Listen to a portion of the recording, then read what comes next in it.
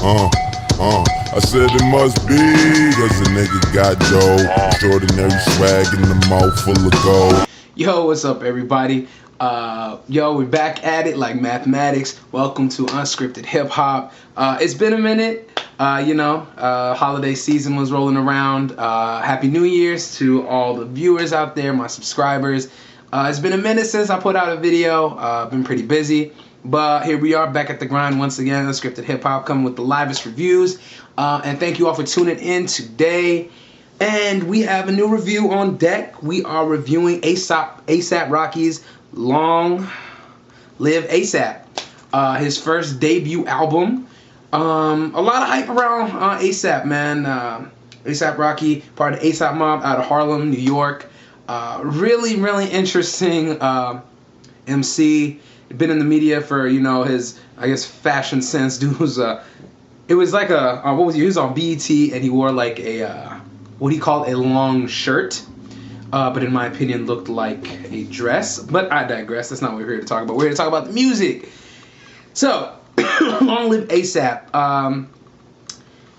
15 tracks. So I'm gonna start with the positives. Before I heard this album, I knew a little bit about A$AP. I heard some of his older stuff. He had that Live Love A$AP mixtape. I heard a couple of his stuff then. I wasn't really feeling him. I thought that he was a pretty decent lyricist. He had a cool flow. But at the same time, something about him was like he's what I want to call eclectic. He's a little different. He's definitely not full mainstream, like let me play you on the radio type hip hop, although he has some tracks like that on the album. But he's also not so much that underground gutter rapper. So he finds like an interesting plateau where he is. You kind of get a mix of both, but it's really different. I was kind of excited to listen to the album because from what I heard, some of his singles, they weren't that bad. So I said, hey, maybe this guy can put together a decent album. So first impressions on the album, it's very dark, and I kind of appreciated that. A majority of the album, excluding a few of those single type songs, overall it was a consistent kind of dark mood that's evoked when you listen to this music, not only through the lyrics but through the production, through the beats. You do get a sense that it's a very hard, it's a deep album as far as that, and you do get those dark undertones. And one thing that he's really characteristic of that I really did enjoy on the album is he a lot of times he uses that chopped and screwed southern type thing. So he'll be saying whatever rapping, but then he'll have that utterance of that chopped and screwed voice of his, and that definitely does add to the dark tones that are evoked with the music. So the first track, Long Live A$AP, which is the title of the album. Interesting. It starts off like with a thunderstorm type thing, so you definitely get set into a mood. And the beat is very different in places. So when he's rapping, you have that really dark, hard-hitting beat. And then when it goes over to the chorus, you have that lighter, kind of angelic. So I think he was really finding a balance, in my opinion, of that dark and light. And that also, you can see that in the video shot in black and white. You do get that essence of a divide, and what A$AP Rocky, his whole style is about, rapping-wise and everything else. A couple of the other tracks that I really did enjoy on this was the intro track, Long Live A$AP. Goldie, that song had come out for a while. I really enjoyed that. I thought that the way that he rode the beat was pretty good. And that's one thing A$AP has always had. He's always had a really good flow. And so that was great. Alright, the next one, PMW featuring Schoolboy Q. I thought that was one of the better tracks on the album. The integration again of that chopped and screwed sound really does help kind of bring in the total sound of the song, and bringing in Schoolboy Q out of TDE, that meshed in perfectly. I thought that was a really good addition, really catchy chorus. The verses were legit.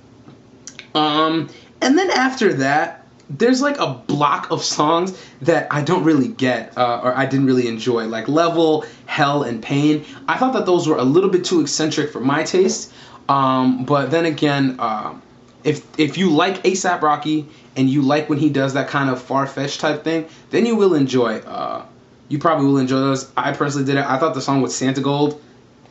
I've heard Santa Gold before, but I did not like it on this track. That track Hell at all. I thought it was weird. Next. Then the next major one is the Effin' Problems track featuring Drake, 2 Chainz, and Kendrick Lamar. As much hate as, that's one of the more commercial sounding songs on the album. But I personally thought Drake had a solid verse. I thought Kendrick's verse was funny. And I think it was nice for me to kind of see that from Kendrick Lamar, being a feature on this album. That Kendrick's known for being serious, that conscious rapper, but then he also threw in some kind of funny stuff. I thought 2 Chainz was a good ad. It's a fun song. It's a light song. It doesn't take itself too seriously, and you got to give him props for that.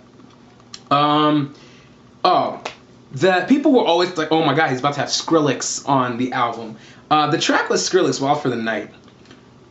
Didn't know what to think before, but then after listening to it a couple times, I enjoyed it for what it was. I think that it was a good mesh, It really showcased A$AP's skill of writing different types of beats, and I thought that it wasn't bad. I'm not a techno type person, but hey, it for what it was, you still got that techno dubstep type thing, but you also had the rapping. Another track I loved on here, man, that One Train track featuring everyone who's young in hip hop and who's amazing. There's Kendrick Lamar, Joey Badass, Yellow Wolf, Danny Brown, Big Crit, Action Bronson. Man, if you are looking for lyrics, definitely check out that One Train track. I thought the best verse on there was Crit. I might have a bias. Definitely a good track. And then I think another really good standout track, man, was that Ghetto Symphony. Up until A$AP Ferg was allowed to be on that song. Please, who gave this dude a deal? Who let him rap? I thought him and Gunplay, the wordplay on it, the beat was hard, it was dark, great. And then A$AP Ferg ruined it. I swear his voice is terrible. It's terrible. Like Charles Barkley. I said that boy terrible. You have a couple of tracks here and there that were kind of lost. Overall, I thought the production on the album was solid. It sounds like A$AP. I don't think he necessarily sold out. He does have those poppier tracks like Effin' Problems and Fashion Killer. But I mean, that's part of the industry. But overall, you're going to get a solid work of what A$AP does.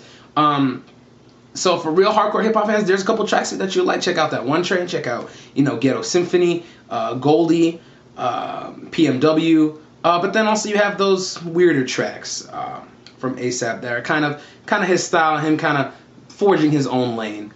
Overall, I would give the album 2.5 to 3 out of 5 stars. Solid intro album, I think. And definitely looking forward to see what A$AP has in store for the future. So Unscripted Hip Hop, you already know. Subscribe, comment below, and we out of here.